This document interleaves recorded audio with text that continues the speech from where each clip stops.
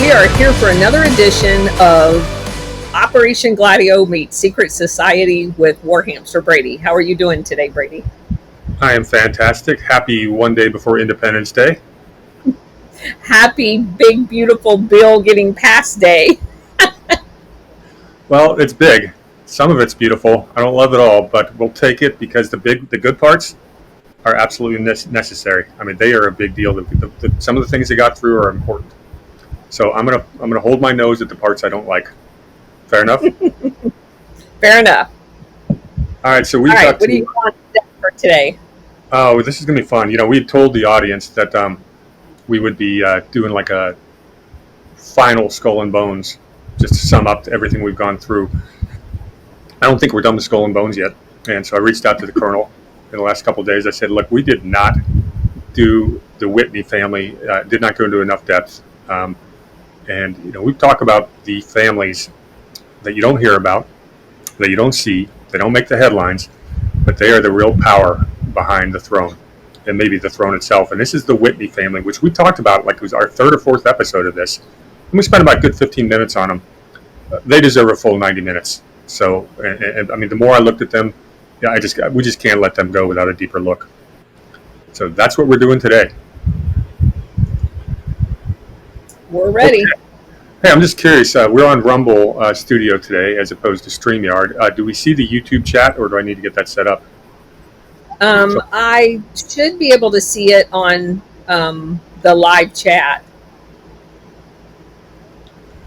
I will. We'll see if that works. All right. So, with no further ado, you know, our whole theory here when we started doing secret societies and got into Skull and Bones is, you know, is Skull and Bones just this fraternity, you know, that where people know each other and network, or is there something more to it? Is there a deeper, darker secret, whether it be a cult or otherwise? Are these people that are inside of a group that is elite, different than the rest of us, that pull the levers of power throughout every single aspect of America and maybe the world? Yeah, it is working. We can see the YouTube chat. Thank you. And it shows YouTube, so I know where it's coming from. This is actually pretty cool. I like Rumble Studios. I don't have to watch the other screen. So the Whitneys are the epitome of that, and I want to play a video. Someone else did a pretty good video on that. I'm just going to play it real quick for about 2-3 minutes, and it'll really give you the overlay of who these people are, and then we'll go into the details, some of the things we missed the first time. So, with no further ado, I am going to share screen. Imagine a dynasty where old Puritan bloodline meets gilded age ambition. A family that didn't just shape America's elite, but helped draw its borders, fund its wars, and even sculpt its culture. The Whitneys weren't just rich, they were royalty in everything but name. From William Collins Whitney, a cunning lawyer who transformed streetcars into a $700 million empire, to Gertrude Vanderbilt Whitney, who carved her legacy into the walls of the American art world, their name became shorthand for power, privilege, and patronage. But behind the elegant facades and museum wings lies a darker, more elusive truth, one buried beneath layers of political favors, monopolistic deals, and whispered scandals, ties to the opium trade, covert family rifts, and a legacy of influence so deep it rivals even the Rockefellers and the Delanos. This isn't just a family tree, it's a labyrinth of secrets. Welcome to the hidden history of the Whitney family, where wealth wasn't inherited, it was weaponized. From new money to old money before Silicon Valley minted overnight billionaires and Wall Street carved kings out of hedge fund cowboys, there were the Whitneys, an American dynasty built not on spectacle, but on precision. They weren't plastered on tabloids like the Rockefellers, or making reckless headlines like the Vanderbilts. The Whitneys moved differently. They didn't need noise. Their power ran through boardrooms, cultural institutions, and art museums, quiet, calculated, and generational. And what makes them even more fascinating? Most people walk right past their legacy without even knowing it. A Whitney-funded museum here, a foundation there, a racehorse named after a family member. They've become part of the American landscape, woven so seamlessly into its fabric that their presence is felt more than seen. But to understand how they got there, you have to go back, way back. Okay. I would say he sounds like he's watched our shows, the narrator. By the way, that's a channel called The Empire Inside on YouTube, and it's worth. He's got some pretty good stuff out there, so I'd like to give credit for that. I do watch that channel, and he's one of the people that got me started down this particular rabbit trail. So basically, what he's describing is the invisible hand. So he says, you got to go back, way back. So let's do that. The Whitneys came to America in the Great Puritan Exodus in the 1600s. I am going to show you the Whitney family tree.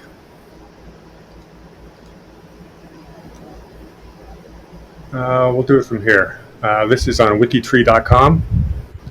And the first person we're going to get to is James Scalay Whitney. He's born in 1811. So let's go back further than that and see his father is, well, if you look at the second great grandparents, these are people born in the 1730s. There's Grover Scalay. And once again, you notice his James Scalay Whitney. They combine the mother's maiden name as the middle name. That's what all these old families do over and over again. There's a couple of other interesting names there. The Burgesses, with an unknown. There's an Atherton family, which we've heard of. So these are very old American families. But here on wikitree.com, I can click on Josiah Whitney. And we go all the way back here to John Whitney, who was the first Whitney family in America. And he was born in 1592. And he has Richard Whitney to Richard Whitney again, to another Richard Whitney. And we get back here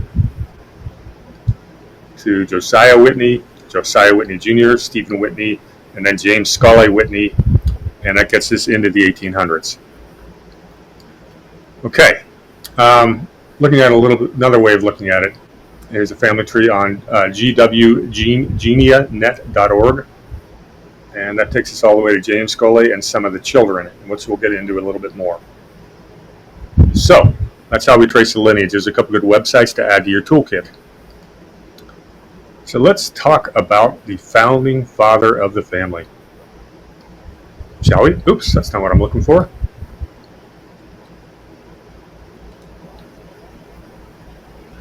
All right, John Whitney, born in 1592 in England, probably Somerset or Dorset in West Country. They don't have really good records of him, so he did not come from nobility. They say he's likely came to America in 1635 as part of the Puritan migration. So that's very, very much founding families of America. The town that I'm in, Portsmouth, New Hampshire right now, last year celebrated its 400th anniversary, which means it was here 11 years before Whitney got here. But this is a real old American history. He's one of the founders of Watertown, Massachusetts, and he got immediately involved as a Puritan, involved in the community, town meetings, and church. And I showed you the family tree, how that went further. The Whitneys didn't do anything really notable for the next, say, 140 years besides spread all over the Northeast. They were everywhere.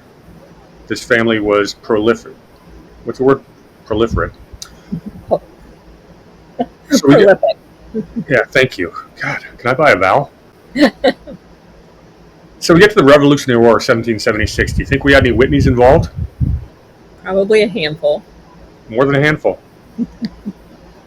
We have Captain Samuel Whitney of Fairfield, Connecticut. He was a captain at the Revolutionary War, would die in 1796 at the age of 84. We had a Jonathan Whitney from Mendon, Massachusetts. He was the captain of the 7th Company, 5th Regiment of Hampshire County Militia. Active participant in the war, and he would settle in Connecticut. We had a Samuel Whitney from Massachusetts, enlisted in 1775 in Captain Benjamin Flagg's company. You've heard of that. And this is one of the guys that responded to the Lexington alarm. That's the path that I walked earlier or last year. He would end up serving as the private for his father-in-law, Captain Joshua Whitney. I got a question. If your last name is Whitney and your father-in-law's last name is Whitney, is there something interesting going on with that? Sorry, when I was doing the genealogy, I had to ask the question. We had a Micah Whitney, fifth-generation descendant of John Whitney. He served in the war and would settle in Maine.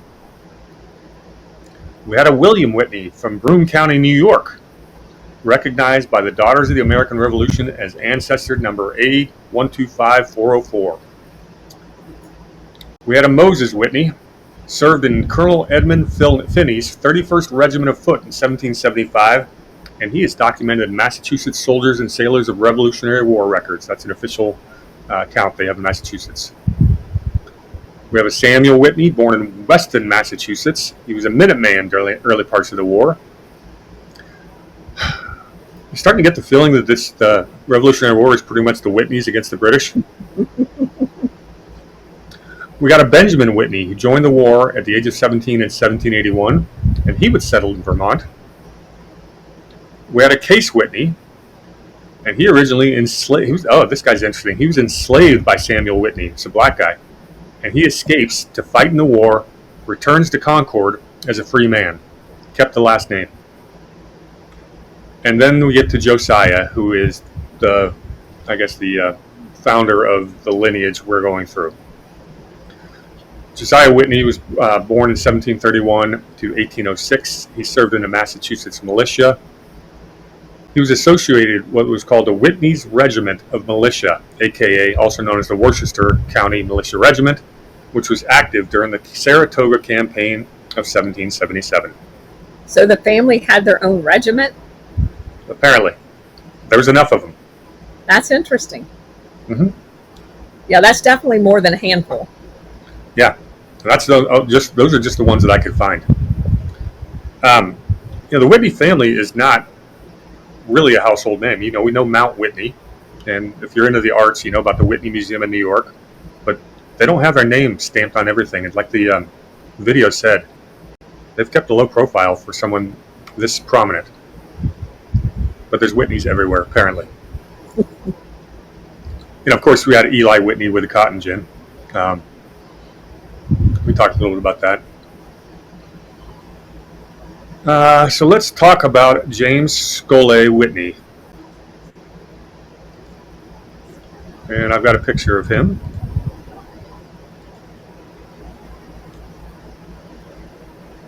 Oops, I thought I had a picture of him. Here he goes.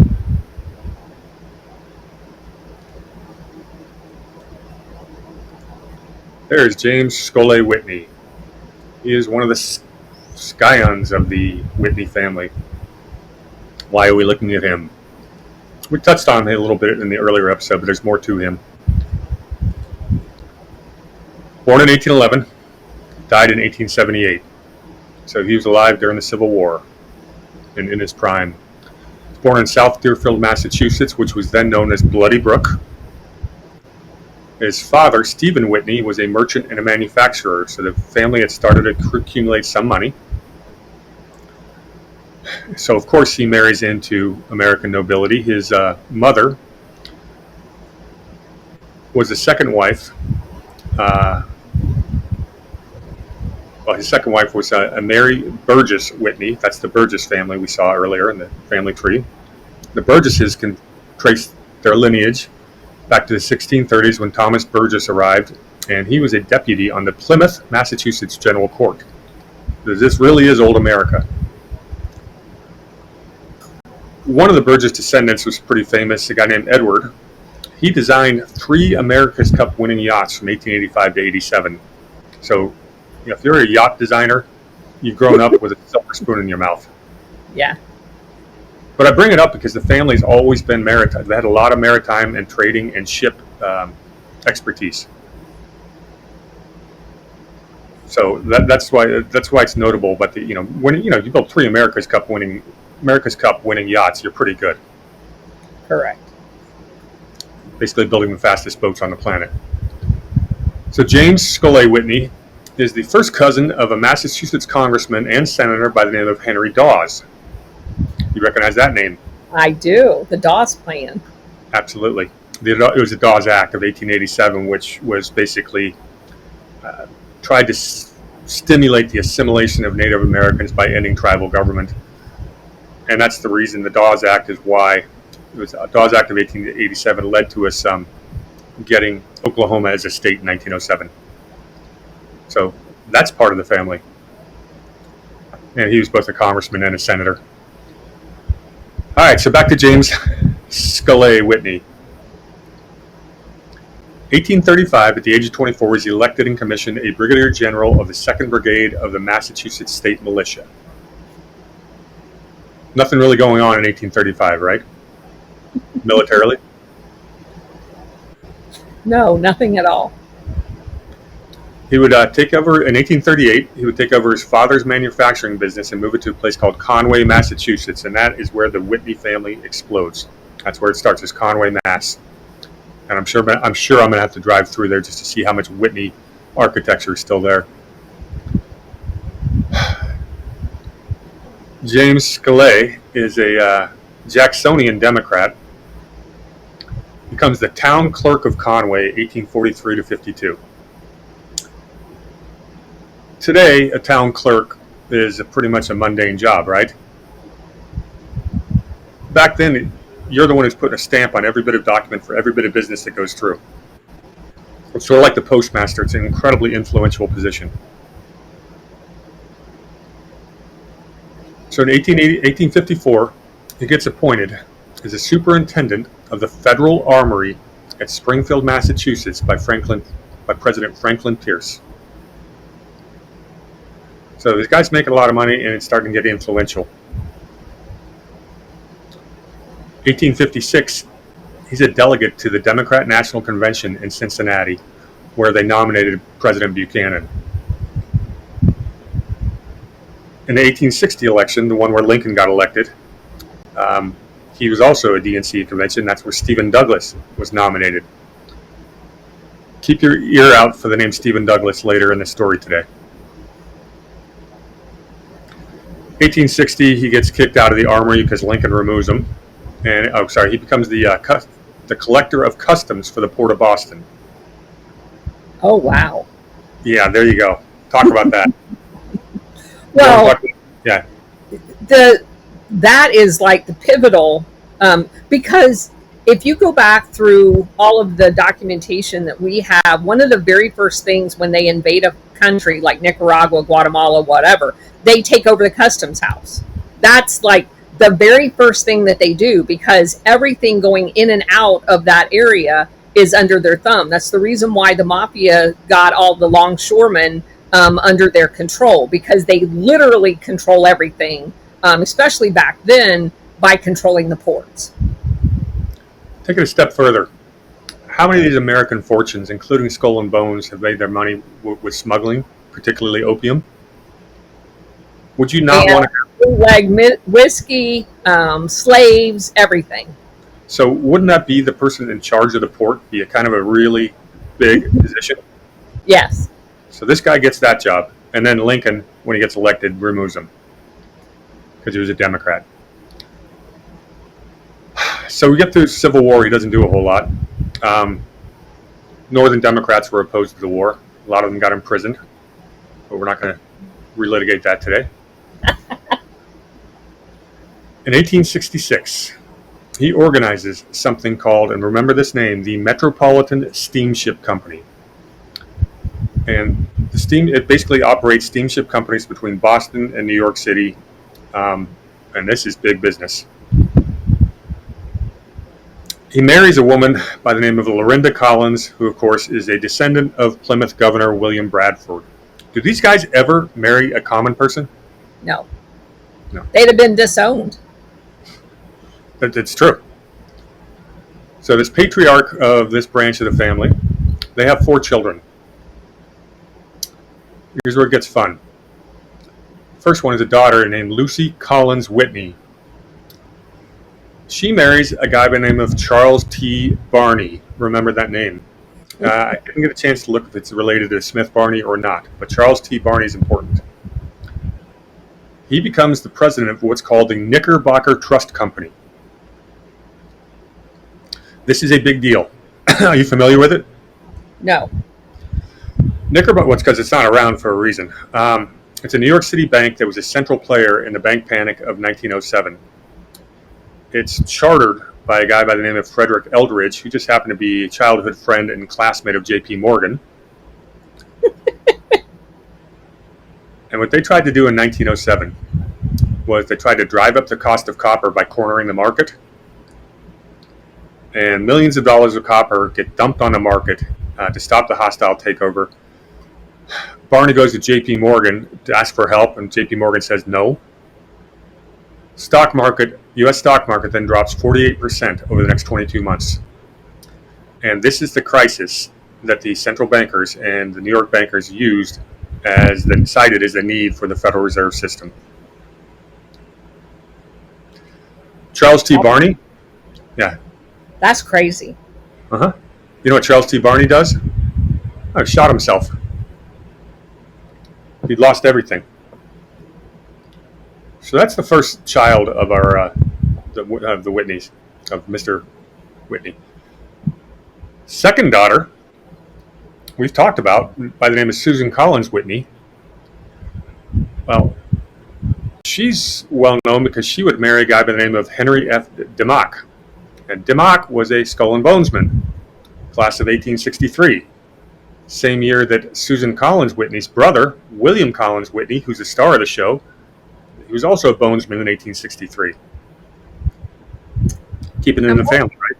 I'm wondering if Susan Collins is related to any of these people. Namesake at the very least. Yep.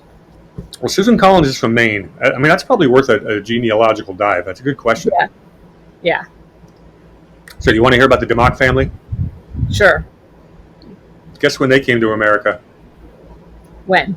Right around 1637 to Massachusetts. Huh. Another founding family. So Henry F. DeMock goes to Yale, gets skull and bones. Where do you think he went to law school? Harvard. Oh, yeah.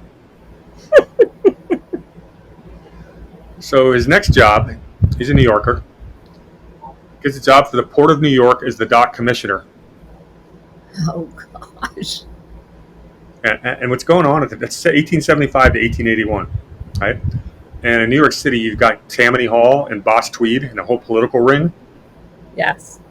Yeah. Well, the dock commissioner is responsible for all of the city's borrowing and debt.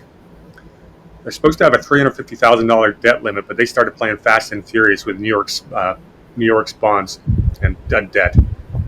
This is DeMock, married into the Whitney family, the scandal-free Whitney family that nobody knows about. And there were tons of accusations of corruption that all got swept under the rug. Wow. It's a familiar pattern. These are supposed to be the pure and proper elite families, and when they do have scandal, somehow nobody ever finds out about them until decades later. So DeMock would go on to become a New York line agent in a company called, the Metropolitan Steamship Company, Susan's dad's company. And DeMock becomes a director and a large shareholder. Later on, we're going to skip around the timeline here. In 1890, he would join William Collins Whitney, who's the star of the show, the brother of his wife, and two others to form what's called the New York Loan and Improvement Company. They're basically taking city money and putting it into construction jobs at a huge profit. And those are the ones that built the Washington Heights section of New York City. The steamship that was named after DeMock is the one that would collide with William K. Vanderbilt's yacht. We talked about the Alva and sank her. Case goes all the way to the Supreme Court and found the captain innocent.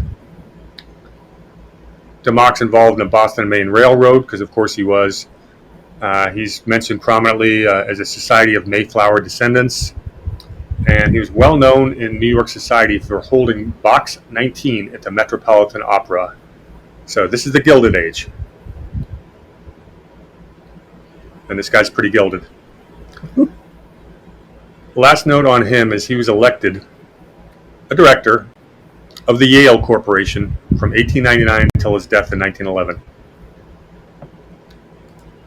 Wow. This is just the husband of one of the Whitneys. Starting to see some patterns? Familiar Yes. ones? Yes. Shall I continue, or you just want to? Yeah. No, go ahead. All right. The next child of James Scolay, Whitney, is his first. Well, the next one we're going to talk about is his first son, a guy by the name of Henry Melville Whitney, and he's worth looking at. So I will show you a picture of him.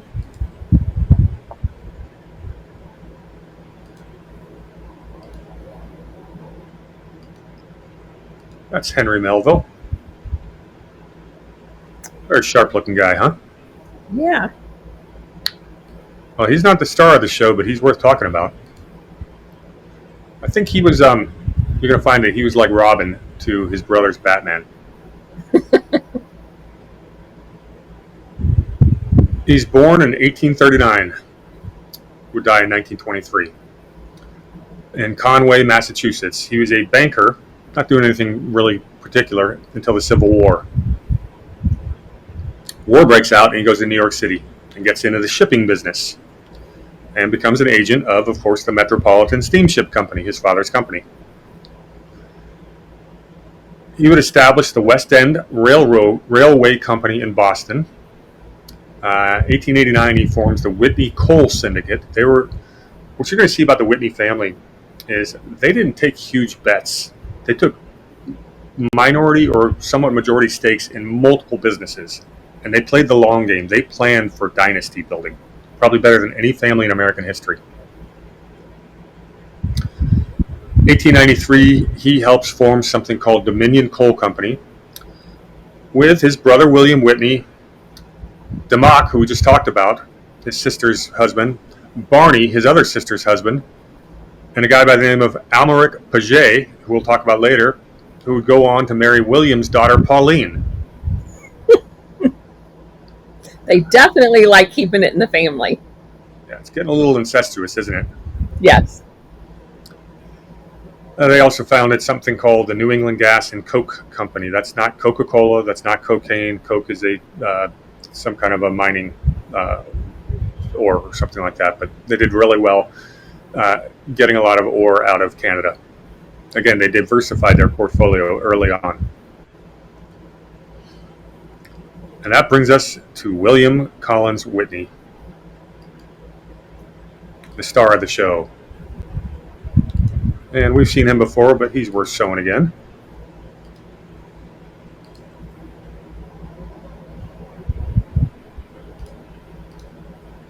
There he is. William Collins Whitney. This is the guy who turned them into a wealthy family, into a dynasty. And died with a very squeaky clean reputation, which we'll get into. So he's born in 1841 in Conway, Mass. Educated at Williston Seminary in East Hampton, Massachusetts. Goes to Yale, Skull and Bones, class of 1863.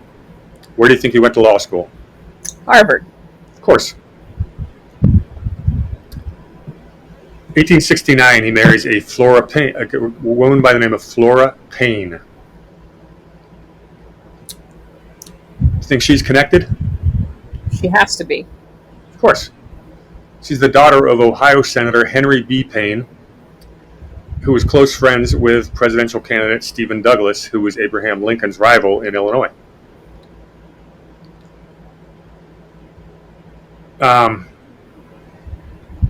Flora Payne was also the sister of Yale classmate of William Collins Whitney, a guy by the name of Colonel Oliver Hazard Payne, who would go on to become the treasurer of the Standard Oil Company of the Rockefellers. Oh my gosh. You knew they had to come in somewhere. Mm-hmm. So she dies in 1893 at the age of 52, and William Collins Whitney remarries. And he doesn't just remarry, he remarries up to a woman named Sybil Edith Randolph, who is a direct descendant of none other than Thomas Jefferson. Wow. And what you're doing here is you're marrying an Eastern elite trading mercantilist family with the Southern planter elite. And that's how you create American royalty. And remember, at the same time, you're seeing a lot of these blue blood families of the robber barons are marrying their daughters off to British nobility, the dollar princesses. Yes. So this is consolidation of power through marriage. So William Collins Whitney then moves to New York City and founds, this is 1871, going back a bit. He would found something in New York called the Young Men's Democratic Club. That was the real big opponents of the Tweed ring, the boss Tweed in New York, the corrupt. Yeah, so they were fighting against that. And he gets a job, he gets appointed as something called the Corporation Council of New York City, where he codified laws and successfully contested about $20 million in claims from the boss Tweed regime. He was part of taking down the Tweeds. That's interesting. Because other people in the family were involved in the Tweeds too. What I found interesting is this guy's working for New York City as a corporation counsel, so he knows how everything in the city works. He knows every mover, every shaker in New York City. And he's going to use that knowledge to turn it into a bloody fortune. And I want to add something to what you just said about the dollar princesses. Yeah. When I actually did a paid tour of one of the Vanderbilt houses in Rhode Island when we were up there, and they talked about their daughter wanting to marry a guy that she had met that she really had fallen in love with. They locked her in her bedroom for like a year and a half and wouldn't let her out until she agreed to marry who they wanted her to. So this isn't like a fake story. It's like real. You married who you were told to marry. Yeah, and there's other stories from that age, back in the Gilded Age, where, well, let's say you dated or you wanted to marry the wrong person, or you had scandal. Oh, they would load you up on laudanum, which we'll talk about more later, which is basically opium. They would basically make you a zombie until you came straight. You were not going to embarrass the family. Correct.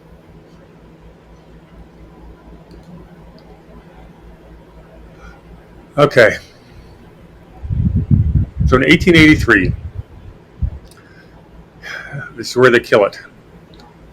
He becomes involved in what's called the Broadway Street Railway franchise, streetcars in New York.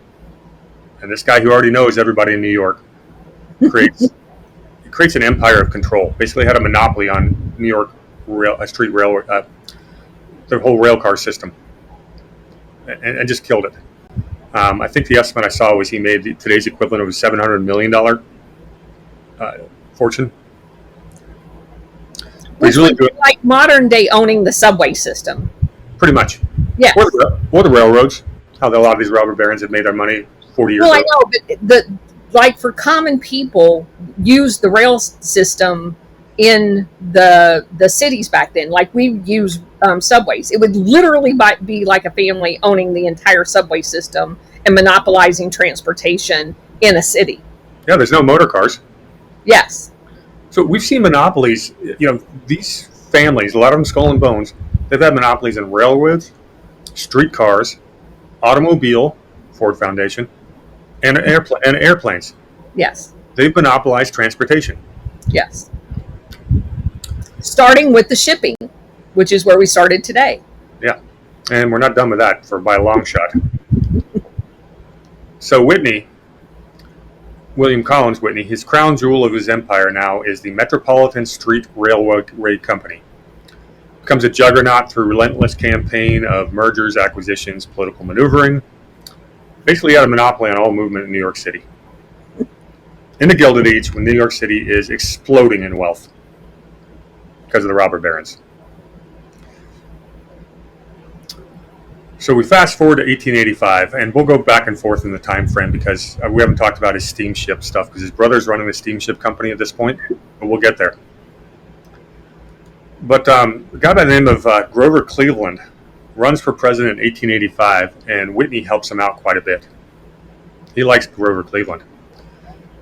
So much so that Cleveland names him the Secretary of the Navy from 1885 to for the whole first term to 1889.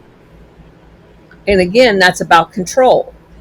And you notice that FDR and many of these people all end up as either the Secretary of Navy or the Assistant Secretary of Navy, because that was the key linchpin to power back in those days. Yeah, it really was. What's funny is he had no military background. What he did have is a brother who was in the steamship business. Correct. So what's he do as Secretary of the Navy? He did a lot to develop what then was the modern Navy. He pushed the idea that the U.S.-made ships were equal to foreign-made ships. And he gets Cleveland to double the naval budget. And we start getting our ironclads and modern naval guns and plate armor. And he helps create the Naval War College. And they build things like the battleship Maine, just in time for the Spanish-American War in 1898. Imagine that. What incredible timing. That'll come back. Pretty much we're talking about the guy who invented the military-industrial complex. Sounds like it. Yep. Well, because what he's doing, and there's some eyebrows raised at the time, all got swept under the rug. Cleveland would make sure no scandal ever hit his buddy, Whitney. So he'd receive, this is documented decades later, but apparently he received over $500,000, which would be $17 million today, in kickbacks. So contractors for the Navy, people he all knew through his brother in the steamship business, would submit inflated bids, and they'd get back to Whitney through shell companies. And of course, Cleveland would give him political cover. Any heat on Whitney disappears. Anyone sniffing around would be reassigned. Reports disappeared, and his name never gets dragged through the mud. Historians would later call it one of the most efficient systems of institutional graft in U.S. naval history. Example would be the shipyards, and there's a bunch of them there at the time. The ones that were associated with Whitney got 3 times more contracts than the competitors. That's crazy. Yeah. So we now have the founding father of the military-industrial complex. Although I will say they were war profiteers going back to the Civil War, at least. Yeah. So we talked about the scrap metal, all that big business. All right, let's talk about the shipping business, shall we? Yes. Well, let's talk about opium. So the Metropolitan Steamship Company had the best ships in the world. They were sleek and fast. They could outpace competitors, and they could escape scrutiny from people that wanted to see what you were hauling. Their manifests of their steamships would show legitimate cargo. Of course, they would also be carrying opium, which would turn into laudanum, which is a combination of opium and alcohol, and that's big business, especially in the 1800s in America. The way they got into it was because the Whitneys and the Russell family started talking. Russell and Company was a huge opium smuggler. Russell and Company is founded in 1818 by William Huntington Russell, or the family of William Huntington Russell. Remember why we mentioned his name early on? No. He's the co-founder of Skull and Bones, 1834. Oh, that's right. Yeah. So Russell, whose family made their money as pirates, who was seeking discreet partners to avoid political scrutiny, so they hook up with the unsinkable Whitney family, and that's how those two teamed up, through Skull and Bones and through opium. Piracy, Skull and Bones. Piracy, Skull and Bones. What's the pirate flag? Skull and Bones. Seeing a connection? Yes. All right. So why were they never caught? Well, the shipping logs would be incomplete with entire months unaccounted for. Voyages that should take days were taking weeks. The port authorities had records of ships docking with no evidence of any cargo unloading at all. This guy, the connector there is a guy by the name of H.B. Coolidge, and I don't know if he's related to Calvin Coolidge, but he would clerk for both Russell and Metro Shipping Lines. The estimates I saw is a pound of opium brought over from China could get you more than 1,600 to 2,000% profit. So this is big business. Where it gets interesting is Russell gets out of the shipping business in 1891, takes his money and goes home. That exact same year, Whitney diversifies into all his other endeavors. A lot of the archives, this back then they kept perfect records of this stuff. So all these records missing is unusual. Like there's vessels that have zero records for 20 years. They're just gone. I'd also like to point out, his brother's running the operation, but he's a cabinet member, the Secretary of the Navy. You think he's got access to naval intel? Absolutely. So that's our pure blue blood family, the Whitneys, making their money in opium and streetcars. And ships. Yeah, where he develops a monopoly, diversifies his investments into Canadian copper and ore. Of course, he got involved with Barney and DeMock in the New York Loan and Improvement Company.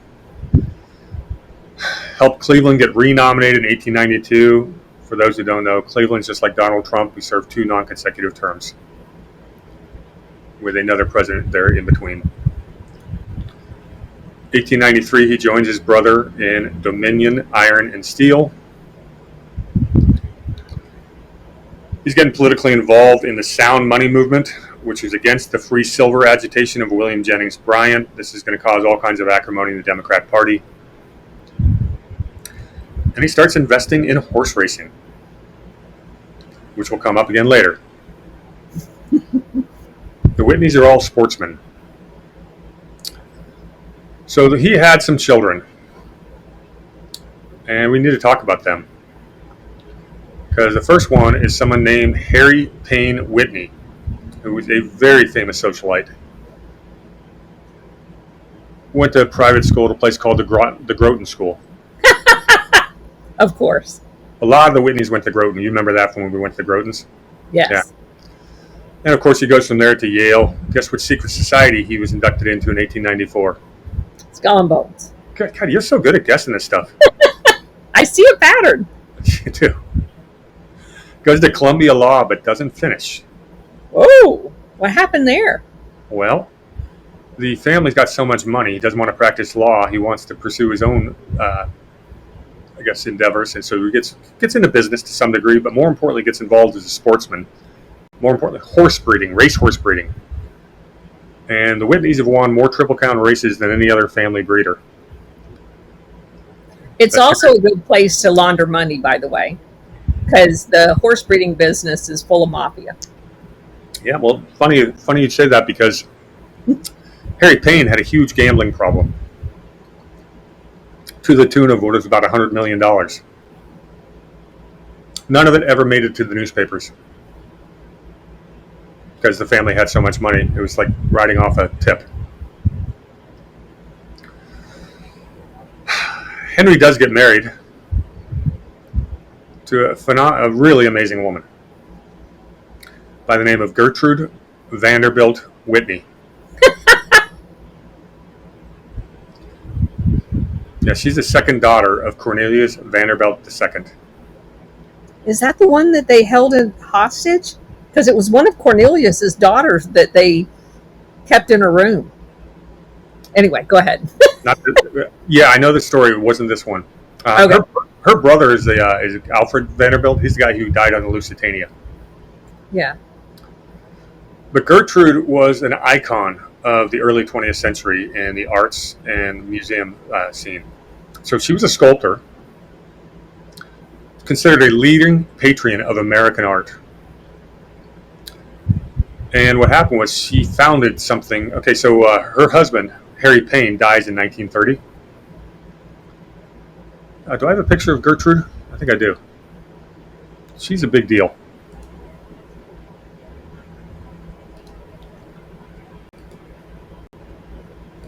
Let's take a look at her. This is pretty much the queen of high society in the 1930s in America. Roaring 20s, 1930s. Great Depression didn't touch her. All right. Having fun yet? I'm loving this. So she goes to, she's a sculptor. She's into art. You know, the family's already into what they call charitable work and all this stuff like that. We know how they hide. And the guys at charity, they get the tax-free foundations. This is all going on starting around the 1910s. So she's grown up in that, been married through that. But she's a high society like you wouldn't believe, and she's into the arts. And she wants to push American art. So she goes to the Metropolitan Museum, the biggest, most famous museum in America in New York City, and wants to push American artists. And they snub her. They said, nope, we are obsessed with the old masters from Europe. So Gertrude's not going to take that sitting down. She's a Vanderbilt and a Whitney. So she starts the Whitney Museum of American Art in 1931. It's still standing today. It's one of the places you will see the Whitney name, and it has been a tremendous success for pushing American artists. What's art also used for? Money laundering. Yeah.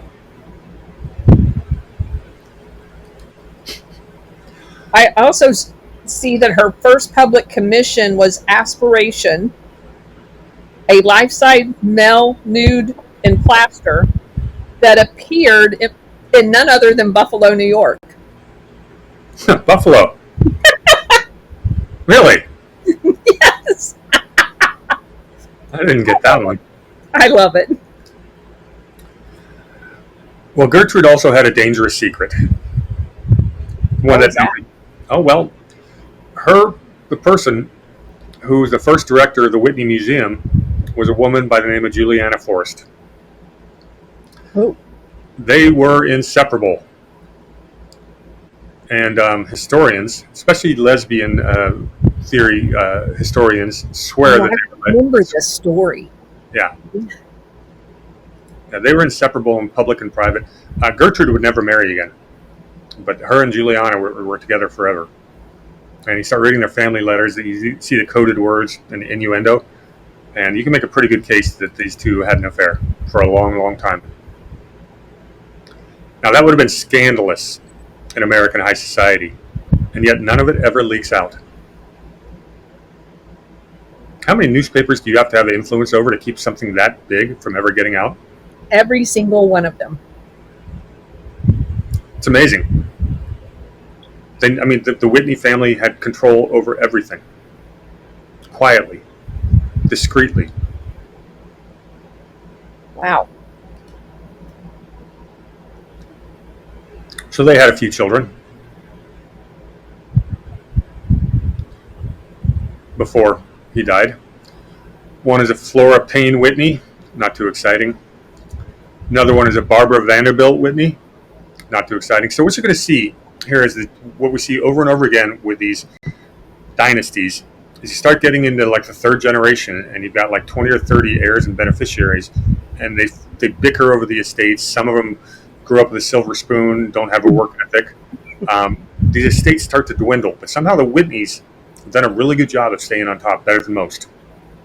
And I said it's because the Whitneys planned long term. And can I just add that it says in here that Flora Payne was the daughter of, and I know you mentioned this, the senator from Ohio, Henry Payne, which because Ohio keeps coming back into the story all the time. Yeah, where the Rockefellers are from. And sister to Standard Oil Company magnate. Mm-hmm. Flora Payne was. Yeah, we so mentioned it ties them right together. Yep. Okay. Okay. So their son, though, is important because he's a guy by the name of Cornelius Vanderbilt Whitney. With a name like that, do you think he has a difficult time getting a restaurant reservation? No. I mean, is there a more noble name in American history than that one? No. Where do you think he goes to college? Yale. Yeah. I don't see him in Skull and Bones, though. Interesting. He becomes the co-founder of a company called the Guarantee Trust Company of New York, which we've talked about before. Oh my gosh. He got involved in a lot of mining interests, not just in America, but South America, pretty much internationally. Remember, they're always diversifying their portfolios, natural resources. And of course, that also ties them to Nelson Rockefeller, because the Rockefellers monopolized the mining in South America. And let's just fast forward to Operation Gladio and the pre-Gladio events. Did we do anything to basically overturn any governments to basically make those mining operations more efficient? Like every single one. Yeah. At the behest of the Whitneys and the Rockefellers? Yes.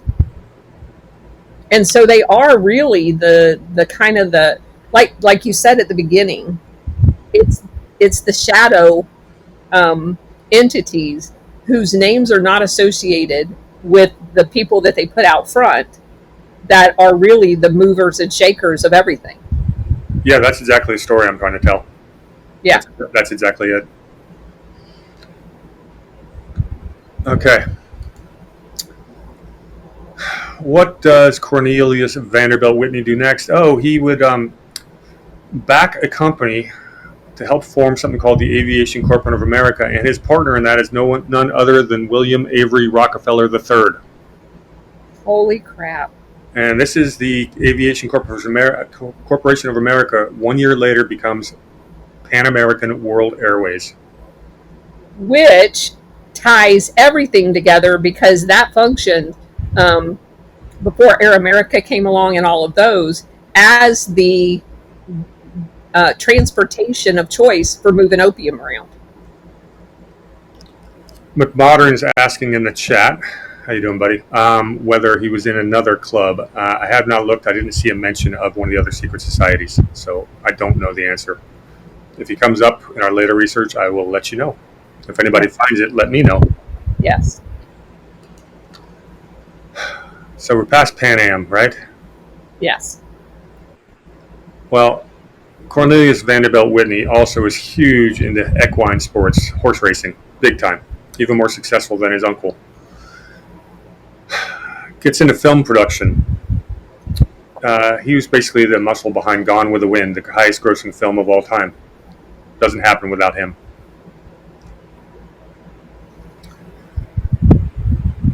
He had been born, I don't have the year he was born here. Anyways, he would serve in World War II as a colonel in the Air Force. Then becomes Truman's assistant secretary for the Air Force in 1947 to 49. Becomes the U.S. Undersecretary of Commerce from 49 to 50. And he became Truman's special envoy in 1950 to the United Kingdom, Luxembourg, Spain, and Italy. And why is that important in that time frame?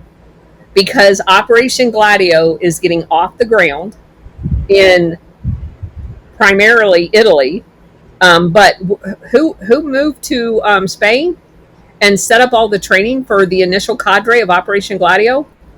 Otto Skorzeny. And this guy is being sent to Luxembourg, of all places, the Prince of Luxembourg, United Kingdom. He's basically there to rub elbows with the other countries' royalty and their elite, because he is Americans' elite. And Luxembourg is the place where all of the front companies were set up because of their lax money laundering operations, which was critical to getting Operation Gladio off the ground. Mm-hmm. Okay, I've got another child of William Collins Whitney by the name of Pauline Payne Whitney. We've heard the Payne family before. Yep. She's born in 1874. She marries somebody by the name of Almeric Hugh Paget, who we mentioned earlier got involved in businesses with the uncles and cousins and brothers of the Whitney family. why did she marry him? Oh, he's just the first Baron of Queenborough in England. Yeah, so now they're marrying. Yeah, they're marrying. Go ahead. Dollar Princess. Bingo. Yeah. British royalty. The next fun one is William Payne Whitney. Lived from 1876 to 1927. Goes to the Groton School. Where do you think he went to college? Yale. What secret society was he part of? Skull and Bones. Where do you think he went to law school? Harvard. Bingo. This is really getting very easy. Yeah, you get an A on that test, but no extra credit. So why is William Payne Whitney well known? Well, he gets on the board of directors of Citibank and the Great Northern Paper Company. And he spends most of his time in philanthropy and sports. But he gets married to a peasant, right? No. Oh, no, you're right. He marries Helen Julia Hay. Who is she? Well, she's the daughter of former Secretary of the State, John Hay. Wow. John Hay is, you remember the name, right? I do. He was Lincoln's actual personal secretary when he was the President of the United States. Wow. And then later, oh, interesting note, him and Lincoln would attend the theater together all the time. But for whatever reason, he didn't go the night that Lincoln was assassinated. He did not attend Ford's Theater that night. Oh, I'm shocked. Yeah. It's been one of the question marks out there for a long time. They were asking it even back then, why did Hay not show up that day? He would become a diplomat and befriended someone by the name of Benjamin Disraeli. Wow. Yeah, you want to talk about Benjamin, or do you want me to? You go ahead. But when was he? Was he the Secretary of? He was Assistant Secretary of State. Do we know the dates? Well, I was going to save that, but go ahead and. Okay, no. Go ahead. No, you brought it up, so let's do it. Well, let me do Benjamin Disraeli first. Okay. Benjamin Disraeli is probably one of the most influential people in England for the entire 19th century. Disraeli was basically the mouthpiece of the Rothschilds. Yes.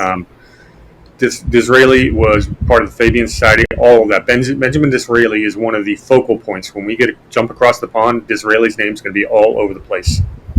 And this guy's friends with John Hay. So he's Secretary of State from 1898 to 1905. Oh, what was happening then? I don't know, Hawaii, Spanish-American War. Where we picked up all of our colonial underlings? So that we could exploit the resources that are owned by the family of the people who his daughter married into their family? Yes. Those same people. Yeah. Philippines, Cuba, Puerto Rico, Hawaii. So this is the guy. And so this is the guy that the guys from Hawaii met and planned out the overthrow of the Queen of Hawaii. Yeah. Okay. I tell you there's a little bit more than the Whitneys than we covered last time. Oh.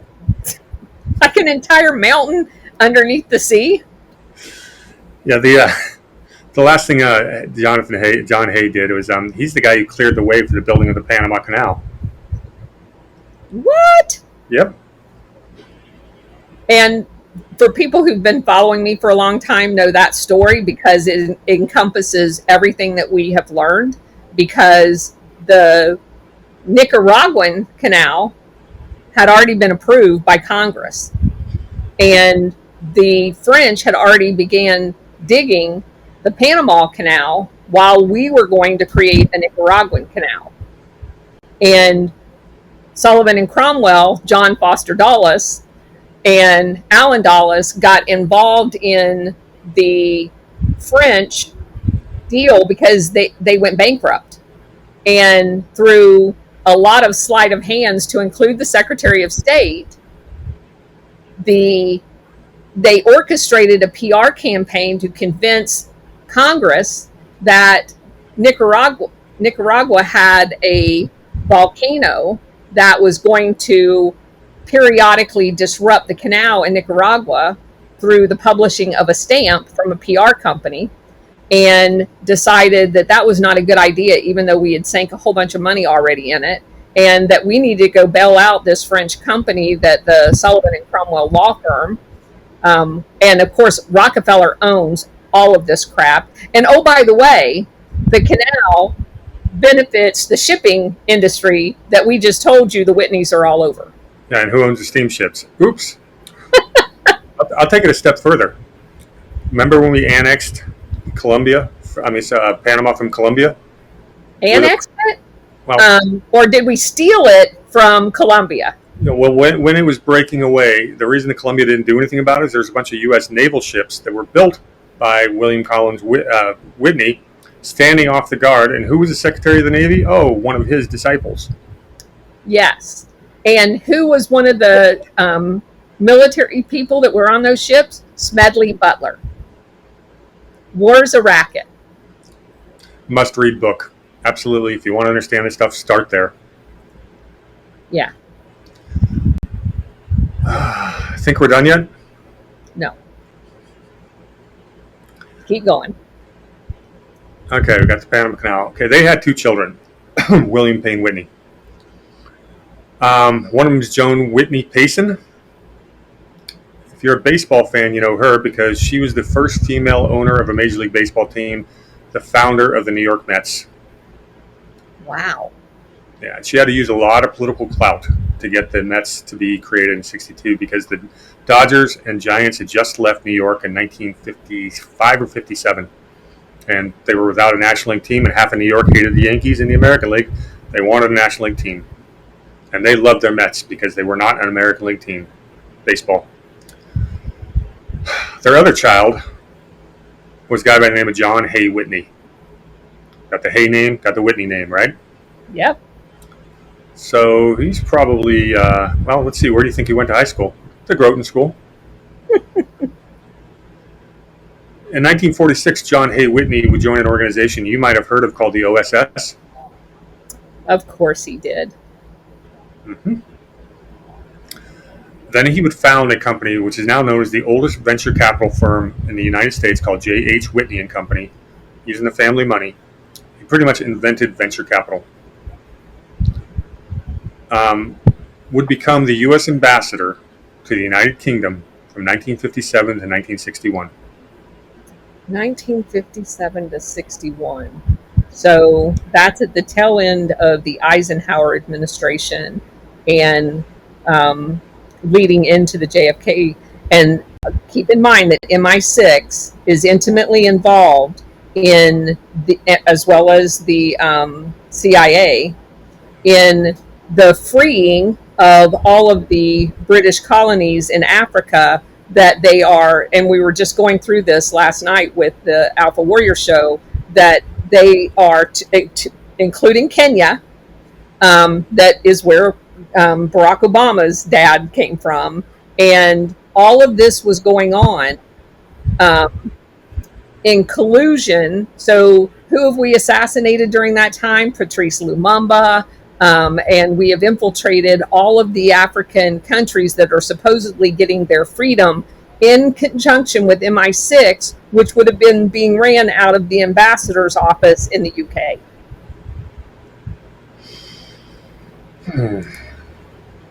It's interesting. By the 1970s, John Hay Whitney is considered one of the wealthiest men in the world, believe it or not. And wouldn't it help to do all that stuff if you had a venture capital fund to be able to hide money? Well, it's not just hiding money. VC is really good at knowing where the puck's going to be before the puck gets there.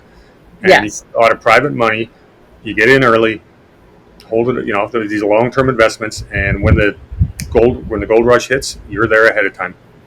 But understanding that his experience in the OSS means that he has all of the business intel before everybody else does. Yes, that's the whole point. Right. So William Collins Whitney had two more children. One was an Oliver Whitney, born in 1878, died at the age of 5. So didn't really create a legacy. And the last child, it was Dorothy Payne Whitney, born in 1887, would marry someone named Willard Dickerman Strait. Remember the name Strait for a little bit, okay? Okay. I don't know if they divorced or he died, but she would later marry someone named Leonard Knight Elmhurst, and the Elmhursts are not insignificant. So that's pretty much the famous Whitneys before everything got dispersed. I decided to have some fun. I said, Grok, find me, what did I ask it? List some living prominent descendants of William Collins Whitney. So, let's show you what they came up with. Because we're not done. This story is never over with the Whitneys.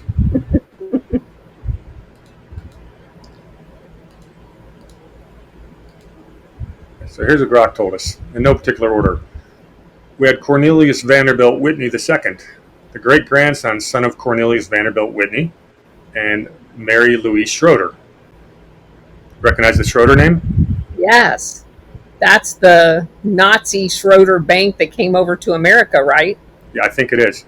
Yes, it is. Yeah. His notability, he's a businessman, philanthropist. They're all philanthropists because they care so much about everyone else.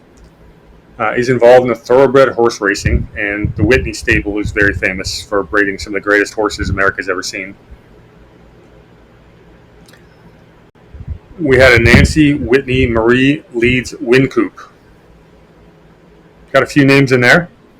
The Wyncoops are significant. I knew that one for sure. She's the great-granddaughter, daughter of Flora Miller Biddle and Sidney Francis Biddle. Remember the Biddle family? Yeah. Yeah, Nicholas Biddle was the head of the U.S.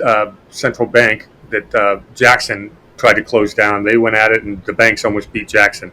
Biddle was threatening him openly, the President of the United States. That's that family. Nancy's known as a philanthropist, of course, arts patron involved with the Whitney Museum of American Art. We had Pauline Susan Leeds, and yes, the Leeds family is another one of them. Great-granddaughter and daughter of Olive Lady Bailey and Sir Adrian Bally. Apparently, there's a Sir there, so I guess that's British. Yes. Apparently it is, because it's a philanthropist, supports Leeds Castle Foundation, continues family legacy in England. Okay, so that's a transatlantic connection going on. Our royalty marries theirs. And the next two we have are the Straits. I'm going to skip them and go to the bottom one. William Whitney Elmhurst. There's that name again. Grandson and son of Dorothy Payne Whitney and Leonard Knight Elmhurst. Associated with the Darlington Hall Trust. Supports arts, education, and sustainability. Oh, and we're going to look at the Darlington Hall Trust in a second. Okay. Remember I told you to remember the Strait name? Yep. Well, David Michael is the grandson, son of Michael Whitney Strait and Nina Gore Auchincloss, which means they're related to the Kennedys. Yes. There's a mic drop. Wow. Likely involved in arts and family trust, ties to the Kennedy family through their mother. Susan Strait was a granddaughter, daughter of Michael Whitney Strait and Nina Gore Auchincloss. All right. Do you want to tell everyone who the Auchincloss is? We've stayed away from a little bit because, well, frankly, Dr. Deprogram has done a ton more research on the Auchinclosses than I ever could, and we don't want to steal her thunder. But we also haven't gotten into some of the other secret societies where the Auchinclosses jump off the page. So we will be talking about them a little bit.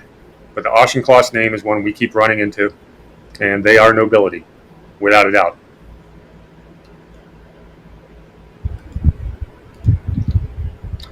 So let's talk about Darlington Hall, shall we? Yes. Okay.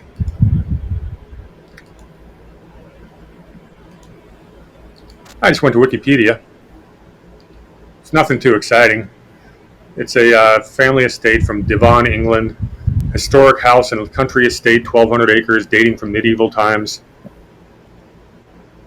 related to Hanfield Hall, Wingfield Manor, all this ancient British money.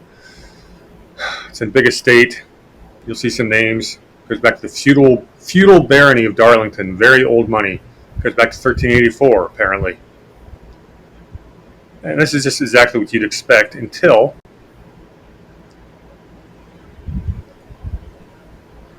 I know we're going to get there. Oops, I went too far. Go ahead and talk while I'm looking for this, if you don't mind. Here it is.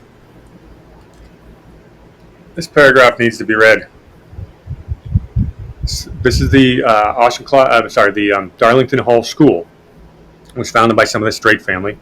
The son of their founders, Michael Strait, also attended the school. Strait would later attend Cambridge and became a speechwriter to Franklin D. Roosevelt. Wow. And after the war, the publisher of the New Republic, a magazine which the Whitney family owned. Wow.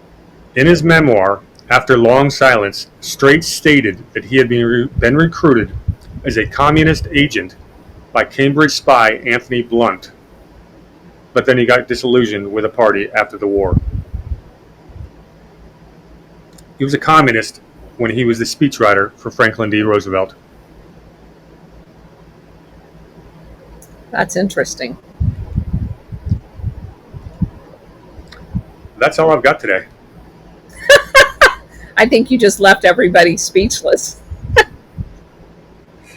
Ending on a mic drop? Yeah, that was definitely a mic drop. So you want to sum up what we learned today? I don't even know where to begin, because it reinforces basically everything that we're talking about. The behind the scenes mechanisms of control, and the control of the shipping lanes, the control of the railroads, the control of the airlines, all modes of transportation. And I say this a lot, that if you know their names, they are not the controllers. And this is, you did a great job of laying out the people behind the scenes that no one ever talks about, because they don't talk about them for a reason. Yeah, and the Whitneys they've had so much control over all the different elements of society, whether it be the media, politics, you name it, that every single scandal that would touch them got swept under the rug. They weren't audacious and loud like the Rockefellers or the Vanderbilts or the Carnegies, but they were equally as powerful, if not more so. Yeah. So I think what we have found is one of the handful of people that sits at the big boy table that controls the shots around the world, maybe even to this day, although the generational dilution may have changed it, because we don't know. Yeah, it would be hard to, obviously it would be hard to track that, but there's not a lot of things that's changed behind the scenes. The ownership of the kind of, as you pointed out, the minority shares in all of these different entities around the globe, and the moving of institutions in these countries, whether it be England or the United States, to further their expansion and wealth, has obviously been felt throughout the last 200 years, as you just laid out. Yeah, and now they're tying into dynasties that go back centuries to the European royalty. It's not just English, because the Dutch are there. Oh God, we can go into Ericsson, all that kind of stuff. But these are generational, and this is how the world's run. It is oligarchy. It is aristocracy, and they give us the guise of, all men are created equal, except for us. And you wonder why they have this. These are the people that control the foundations. Generationally, they control the institutions, especially the education ones. And we've showed the same people sit on the Harvard and Yale boards. They control who gets hired, what they teach, what they're brainwashing people with.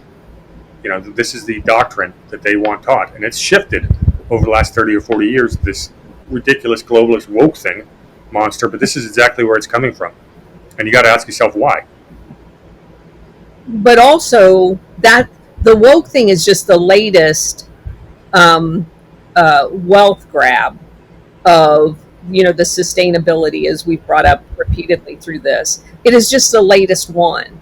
The ones that were and doing it behind the guise of capitalism and the spread of democracy is, to me, what makes the thing the most heinous of it. Yeah, what they really want, they've always wanted a return to feudalism. People like us that represent the middle class, that think that we can actually compete with them and deserve our own rights, they want serfs. And that's why they're trying to delude us with immigration. That's trying to depopulate us with all that garbage. And, whether it be COVID or other depopulation nonsense. And you can see it in their own writings going back more than a century, all through the 1800s. It all came from things like the Tavistock Institute, the Round Table, you name it. The Council of Foreign Relations, all of that. But these are the people that control it. And I'll bring you back to Catherine Austin Fitts when she was on Tucker. Said she's been following the money a long time. She thinks it's the people that control the Ivy League endowments are the ones really calling the shots. And we just found one of those people. That's the Whitneys. Yes. Very well said. Okay. So there's another edition of Secret Societies, the Whitney family, and we think that we will be done next time with a roundup, unless Warhamster does some more digging in the meantime and comes across another treasure trove of information. But obviously, this is a very flexible, live, active research project into these entities. And I can't thank you guys enough for being here with us and sharing the information that we provide. Yeah, I think, there's a couple other families that I've been kind of pecking into. The Cabots are going to be something we talk about, whether when we get to the foundations or maybe before that. And the Cabot family. There's a Cabot Street 2 blocks from here, so they're all over the place. Everything around here is named for one of these people.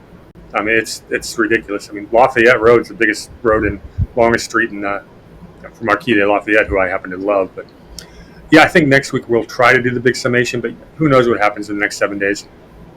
We'll see. Yeah. No promises.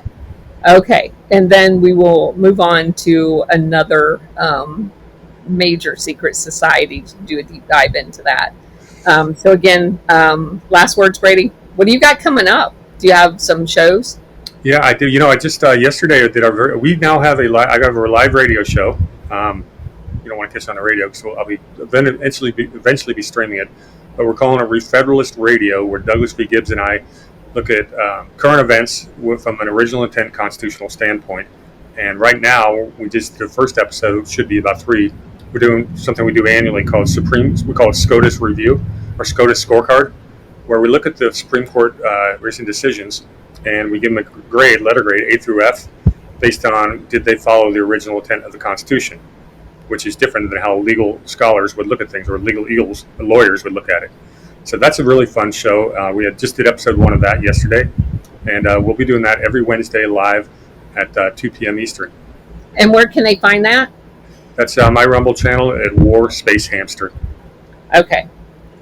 And I have 2 things coming up on Tuesday the 8th. And again, my 4 o'clock is going to be sporadic. We're not doing anything officially tomorrow. I may record something just to have it there to be able to play it about an article that I've been meaning to get to forever and haven't. So if I can find the time tomorrow. But we just checked into Ocean Springs, Mississippi, which is one of my favorite all-time cities along the Gulf Coast. And I absolutely love the city. So we have lots of people to see and things to do while we're here. So, but we will definitely keep in touch. And then we'll be back next week. So thanks, everybody, for joining us. Cheers.